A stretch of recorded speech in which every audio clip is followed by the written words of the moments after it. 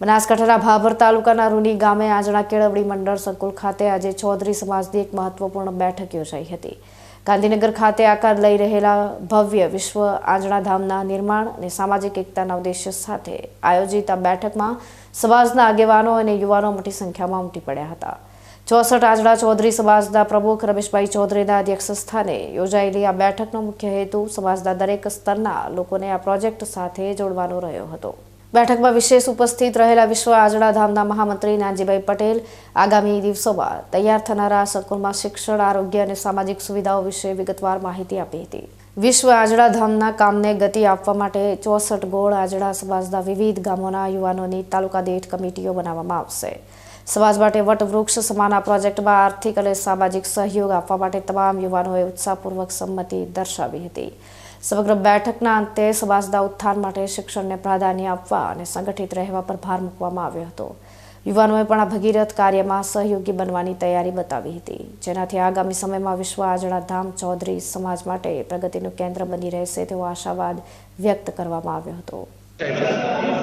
અમે સમાજનું વિશ્વ આજના ધામ જમિયતપુરા ગાંધીનગરમાં બનાવી રહ્યા છે।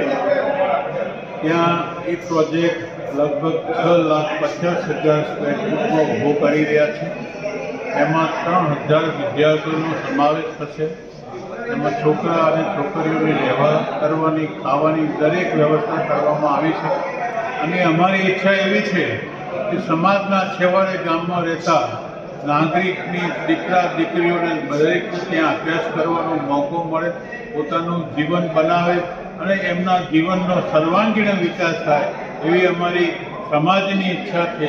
અમારા સમાજના પ્રમુખ શ્રી મણિભાઈ ચૌધરીએ આ સમાજમાં આ સંકુલ ઊભું કરવા માટે સિંહ ફાળો આપ્યો છે। 51 કરોડનું દાન આપેલ છે। એવા ઘણા મોટા દાતાઓ છે જેને કરોડોનું દાન આપ્યું છે અને એ થકી આ સંસ્થા ઊભી કરવામાં આવી છે। આજ સુધી 350 કરોડ રૂપિયાનું દાન આવ્યું છે અને એમાં અમે લગભગ 2.5 વર્ષમાં આ સંકુલ ઊભું કરી શકીશું અને ત્યારબાદ આપણા બાળકોનો એમાં સેવાનો ફાળો સેવા કરવા મળશે। અને અમારો ઉદ્દેશ ભાવિ પેઢીને સર્વાંગીણ વિકાસ કરવાનો છે।